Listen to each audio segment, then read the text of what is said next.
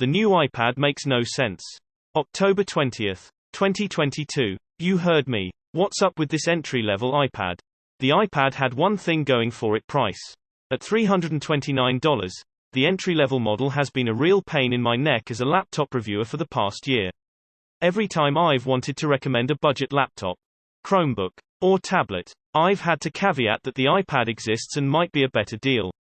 For multimedia or as a secondary device that didn't need to accommodate, say, an enterprise workload, $329 was a steal. It was the sole reason I could say just get a tablet to some people without immediately being laughed out of whatever room I happened to be in. But the 10th gen entry-level iPad starts at $449, a 36% increase. That's very much not counting the keyboard you're supposed to buy with it, which is an extra $249. Oh. And the Apple Pencil is $99 too. That decisive price advantage is, if not gone, significantly mitigated here. And that leaves this entry-level model in a bit of a confusing spot. Over the past few generations, we've seen Apple bring the iPad line closer and closer to being, well, computers. Last year, the Pro was equipped with the same 8-core M1 processor that powers the MacBook. It has other laptop bells and whistles, too, including Thunderbolt and 6K external display support, while the 10th gen iPad is still rocking the A14 Bionic. The new Magic Keyboard now has a full function row, implying that you should now want to do things like tweak brightness and volume from your keyboard, rather than the screen, which is a thing we do with computers and not with tablets. Generally speaking, the device has landscape stereo speakers and dual microphones, as well as Touch ID in the power button. These are all things that seem a bit much for a budget tablet but are right at home in the mid-range laptop sphere. And there's the pricing. This new iPad is $700, $450 plus the $250 keyboard and $800 if you want the pencil. There's an M1 MacBook Air listed at Best Buy right now for $849. The new iPad is only $150 away from that MacBook Air.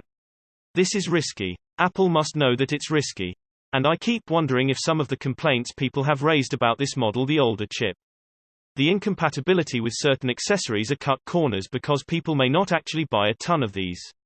For one, that $700 only gets you 64 GB of storage, while that $849 Air gives you 256 GB. It'll save you the math. It's a quarter of the MacBook's storage. Nope. Pass. And then there's the other big problem. As much as Apple may want it to be, the iPad is not a computer. It's just not. This is not a complicated philosophical discussion. An iPad is not a computer because it runs a tablet operating system. Not a computer operating system. Take your finger off that DM button because I will not debate you on this. It's not a computer.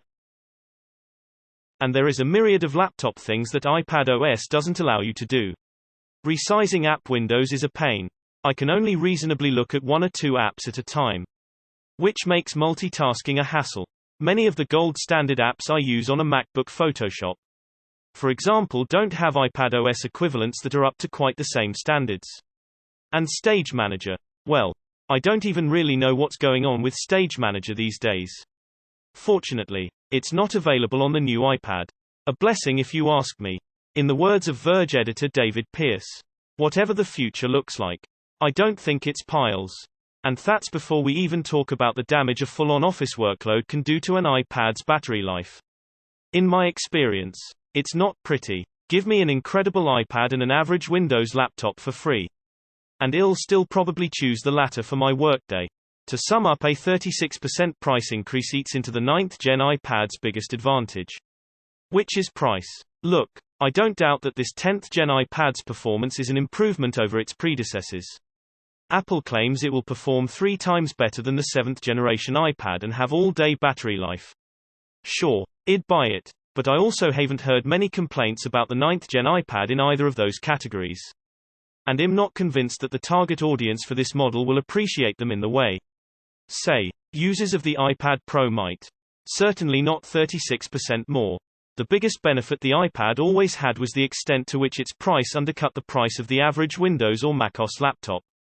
It was really hard for me to recommend a better choice than the iPad at $330, at $450, plus the cost of the keyboard. It's going to be easier for me to figure something out. So where does the iPad go from here? I'm not totally sure if Apple knows. It would surprise me if this upcoming year is something of a cornerstone for the iPad line's direction. There's value in having a clear budget tablet choice in Apple's lineup. Maybe Apple decided it was losing that battle to Chromebooks already. And it sees a bigger opening in the mid-range laptop sphere.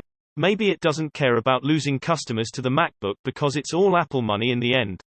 Or maybe it thinks its branding is valuable enough that the entry-level iPad's audience won't be deterred by the hike.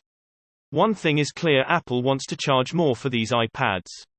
The success of this model compared to the cheaper one, which is still currently on sale for $329, may reveal just how much more they can get away with. But personally, until Apple makes the objectively correct choice and puts macOS on the iPad, which I know they're never going to do that, I'm sticking with the MacBook this cycle. Source reposted and summarized from Monica Chin at The Verge.